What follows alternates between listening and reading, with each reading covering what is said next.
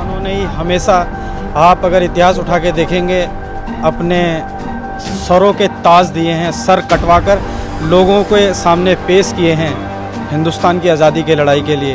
Example आप ले सकते हैं देवबंद का मदरसा। बच्चे थे 14-14 साल के, 15-15 साल के, जिन्होंने आज़ादी में इंकलाबी लहर लाने के लिए अपने सरों का बलिदान दे दिया और हिंदुस्तान को आज़ाद कराया। हमने लिख रखा जिसकी जैसी संख्या भारी वैसी उसकी हिस्सेदारी।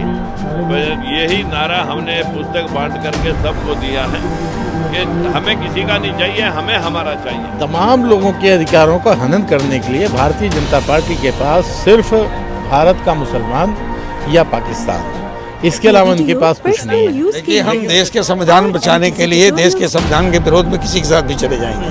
वोट नहीं पड़ रहे, ये तो दिखा दिया उन्होंने वोट किसको पड़ रहे हैं। आप देखिए कि ये जो इनकम्बेंसी है वो जो सत्ता पक्ष है उसके खिलाफ जाती है ना। तो आपके साथ नदम अकरम, इस वक्त जंतर मंतर पर मैं मौजूद हूं क्योंकि एक बड़ा अलायंस हुआ है। 41 पार्टियां एक साथ आई हैं जो संविधान की धज्जियां उड़ाई जा रही हैं। सनी जी हमारे साथ मौजूद हैं। संविधान सम्मान आंदोलन की बात कही जा रही है, पर जो संविधान के रखवाले, जिन्हें संविधान ने ही हक दिया कि वो सत्ता पर काबिज हो सके, वही संविधान की धज्जियां उड़ा रहे हैं। तो कैसे बचेगा संविधान? जो सभी लोग यहाँ पर आज इकट्ठे हुए हैं, ये संविधान के समर्थक और रक्षक हैं और बहुत जल्द देश के अंदर एक बहुत बड़ी क्रांति होने जा रही है कि बीबीए के तहत और लोक मोर्चा के तहत जो अगले प्रदेशों के अंदर चुनाव होंगे, वो जो चुनाव भी होंगे वो इसी गठबंधन के तहत होंगे और बहुजन समाज को इंसाफ और हिस्सा दिलवाने का ही एक प्रोग्राम। क्योंकि बैनर पर लिखा हुआ है सैनी साहब, जिसकी जितनी संख्या उसकी उतनी हिस्सेदारी। चुनाव के दौरान ये बातें होती हैं, पर जो पार्टियां हैं वो दलितों के घर जाकर के खाना भी खाती हुई दिखाई देती हैं, वो टोपी भी पहनती हैं, इफ्तियार पार्टियां भी आयोजन करती हैं। तो कैसे देखते हैं, हिस्सेदारी मिलती है या दिखावा होता है सिर्फ? ये हमने देखो सामने बोर्ड लगा रखा, आप इसके ऊपर फ्लैश मार लें। सामने हमने लिख रखा जिसकी जैसी संख्या भारी वैसी उसकी हिस्सेदारी। यही नारा हमने पुस्तक बांट करके सबको दिया है कि हमें किसी का नहीं चाहिए, हमें हमारा चाहिए। और इसे आप रिजर्वेशन कहें या हमारी हिस्सेदारी कहें, हमें रिजर्वेशन नहीं, हमारा हिस्सा चाहिए। हमारा हिस्सा तब मिलेगा जब जातिगत जनगणना होगी और संख्यानुपात में सबके हिस्से सुनिश्चित होंगे। नहीं, देखिए, असल में अब ये रियलाइजेशन पैदा हो रहा है लोगों के अंदर में कि सत्ता पर जो लोग बैठे हुए हैं वो सिर्फ चंद लोगों का फ़ायदा देखते हैं, आम आदमी का फ़ायदा नहीं देखते। समाज के ये जो वर्ग आज जमा हुए थे, ये आम तौर पर मार्जिनलाइज लोग हैं, इनको हर एतबार से मार्जिनलाइज किया गया है। तो अब ये लोग संगठित हो रहे हैं, क्योंकि छोटी छोटी पार्टियाँ थी, 41 पार्टियाँ आपने बताया कि इस वक्त हमारे मंच पर मौजूद है, लेकिन ये पार्टियां अलग अलग लड़ती थी, तो हर एक का कोई ख़ास सामने नहीं आता था उसका नतीजा। लेकिन अब जब सब लोग संगठित हो रहे हैं, और तो उम्मीद यही है कि आने वाले चुनाव के अंदर एक चेंज आपको दिखाई देगा। मैं ये नहीं कहता हूँ कि आप ये कहें कि कल सत्ता हमारे हाथ में आ जाएगी, कल सत्ता पे ये लोग आ जाएंगे, लेकिन ये एक प्रोसेस शुरू हो गया है। और प्रोसेस जो है वो शुरू होना ही एक बहुत बड़ी चीज़ है। और इन सब पार्टियों का एक प्लेटफॉर्म पे आ जाना, और ये सब मुख्तलिफ कास्ट को रिप्रेजेंट करते हैं, हर कास्ट का एक महत्व है सोसाइटी के अंदर। तो अगर ये लोग एक जगह संगठित हो जाएंगे और इनके साथ जो माइनॉरिटीज़ की पार्टियां हैं वो लोग भी साथ में आ जाएंगे, तो हमें उम्मीद है कि चेंज आएगा सब। चेंजिंग की बात की जा रही है, अभी इतना बड़ा इंसिडेंट हुआ, संविधान सम्मान आंदोलन की बात की जा रही है, SIR का जिक्र हुआ, खुद चुनाव आयोग आकर के कह देता है कि ये सब बातें जो हैं बेबुनियाद हैं, ये फेक बातें हैं, कुछ ऐसी चीजें नहीं है। तो कैसे संविधान बचेगा? देखिए, फेक बातें तो नहीं है। SIR हुआ, 65 लाख लोगों को बाहर निकाल दिया गया बिहार से।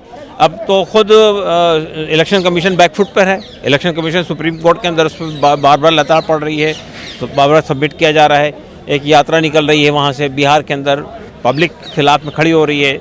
आपने किस बुनियाद पर लोगों के नाम निकाले हैं? भाई, जो लोग जिंदा हैं उनको मुर्दा डिक्लेयर कर दिया है, जो लोग नहीं हैं उनको नाम दाखिल कर दिए हैं। एक एक मुकाम के ऊपर कई लोगों के नाम हैं। तो ऐसी बेबुनियाद बात तो नहीं है। खुद राहुल गांधी ने जो एक कॉन्स्टिट्यूंसी का पूरा आंकड़ा पेश किया है और उसका पूरा जो ब्यौरा दिया है, वो बेबुनियाद बात है क्या? तो इलेक्शन कमीशन ऑफ इंडिया ने तो किसी चीज़ का जवाब नहीं दिया, सिर्फ ये कह दिया कि आपने हलफनामा नहीं दिया है या आपने जवाब नहीं दिया, तो हम समझेंगे कि सब बेबुनियाद बातें आपने कही है। तो ऐसा नहीं होता है। आपने इलेक्शन कमीशन का मतलब होता है एक ट्रांसपेरेंट निज़ाम बर्पा करना, सबको यानी जिसका अधिकार है उसको वोट देने का अधिकार होना चाहिए। आप किस बुनियाद पे लोगों के नाम काट रहे हैं?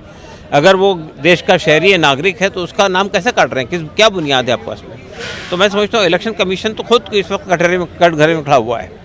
तो सर ये लगता नहीं है कि विपक्ष ने थोड़ी देरी की है, क्योंकि जब CA/NRC का मुद्दा भी चला था तब तमाम लोग सड़कों पर थे, तमाम पार्टियां सड़कों पर थी, वो कह रही थी कि ये नाजायज़ हो रहा है, तब लोगों को होश नहीं आया इसको लेकर के। देखिए, असल में अब जब किसी के सर पे आफत आती है तो समझ में आता है लोगों को। जब उनको लग रहा है कि भाई हम अगर इस तरह से इस इशू को उठाएंगे नहीं तो फिर हमेशा हम सत्ता से बाहर रहेंगे।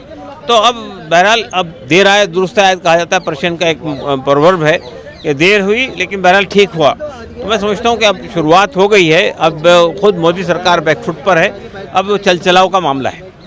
मोदी सरकार तो साफ तौर पर कह रही है ना कि ये वोट नहीं पड़ रहे हैं विपक्ष को, इसलिए ही ये सारी बाजी नौटंकी कर रहे हैं राहुल गांधी। वोट नहीं पड़ रहे, ये तो दिखा दिया उन्होंने वोट किसको पड़ रहे हैं। आप देखिए कि ये जो इनकम्बेंसी है वो जो सत्ता पक्ष है उसके खिलाफ जाती है ना, तो सत्ता पक्ष के खिलाफ क्यों नहीं जा रही है? हर बार जो है वो फेक वोट के जरिए से आप इलेक्शन जीत रहे हैं। तो ये जो मैं समझता हूँ एक इशू तो ये है SIR वाला, लेकिन उसके अलावा जो है वो EVM का भी एक इशू है जिसको रेस किया जाना चाहिए। जब तक कि हमारे देश के अंदर चुनाव जो है वो पर्ची से नहीं होंगे उस वक्त तक के ये सिलसिला चलता रहेगा। तो सर हम ये भी आपसे जानना चाहेंगे कि जिस तरीके से लगातार बातें हो रही हैं संविधान सम्मान आंदोलन की, संविधान कैसे बचेगा और कैसे बचाया जाएगा? क्योंकि जो संविधान के रक्षक हैं वही इसकी धज्जियां उड़ाने पर लगे। जब संविधान को मिटाने के लिए माननीय इंदिरा गांधी ने, जो देश की मुखिया थी, उन्होंने प्रयत्न किया तो देश खड़ा हो गया और मुख्यमंत्री प्रधानमंत्री जी हार गई। देश खड़ा होगा, लोगों में बेचैनी है, सुबुगाहट है, देश करवट बदल रहा है, खड़ा होगा, निश्चिंत रहिए। आप जैसे नौजवान देश तो खड़ा होगा, देश हमेशा लोगों के साथ खड़ा रहा है। आज 41 पार्टियों का आपका अलायंस है, यहाँ बैनर पर साफ तौर पर लिखा हुआ है। कहीं ना कहीं ये दिखाया जाता है कि दो ही लोग हैं, या तो कांग्रेस है या NDA है, वही जाकर के सत्ता को चला सकती है। देखिए, हम देश के संविधान बचाने के लिए देश के संविधान के विरोध में किसी के साथ भी चले जाएंगे, किसी के साथ भी चले जाएंगे। जो संविधान बचाने का संकल्प करेगा, आगे आएगा, हम उसके साथ चले जाएंगे। अभी देश के दुश्मन, संविधान के दुश्मन, लोकतंत्र के दुश्मन, धर्मनिरपेक्षता के दुश्मन, समाजवाद के दुश्मन को हटाना है।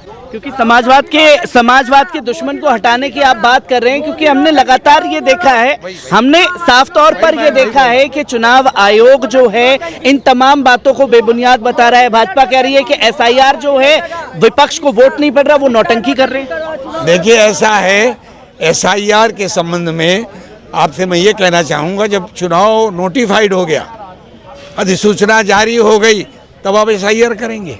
SIR से पहले कहते हैं आप 2003 से यही वोटर वोट दे रहा था।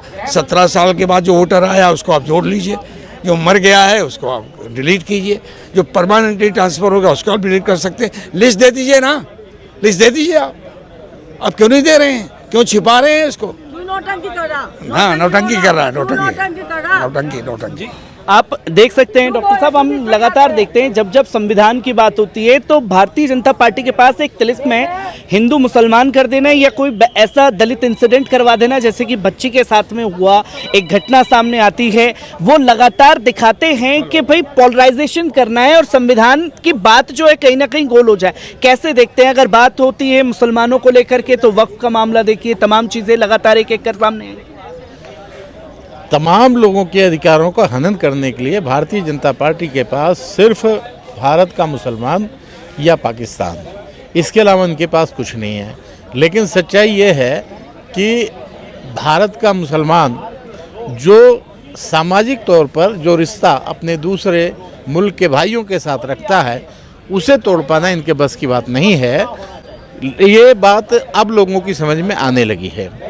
अब लोग समझने लगे कि भारत का मुसलमान जो है यहाँ के तमाम दूसरी जो जाति धर्म के लोग हैं उनके साथ अपना एक भाई का रिश्ता रखता है, उसे तोड़ पाना अब इनके बस की बात नहीं है।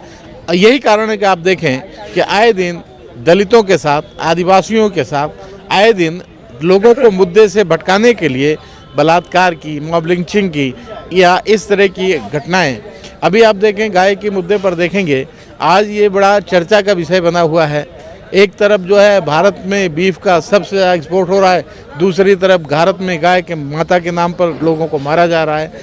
तो जब ये एक देश एक कानून की बात करते हैं और ये इस पर बदल नहीं सकते, तो ऐसे में आप समझ सकते हैं कि अब जनता जागरूक हो रही है और आज का ये आंदोलन जो संविधान सम्मान आंदोलन है, एक परिवर्तन की शुरुआत है और ये बदलाव जरूर आएगा। क्या नौजवानों पर इसका असर हो रहा है? संविधान को नौजवान देख रहे हैं, क्योंकि वो तो ये साफ तौर पर कहते हैं कि नौजवानों को इससे कोई मतलब ही नहीं है, वो अपनी मस्ती में मगन है।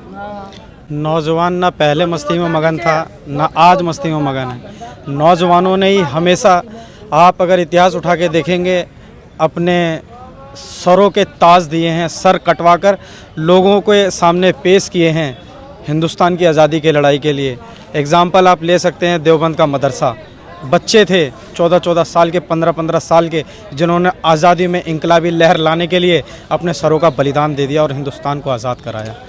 तो संविधान बचेगा?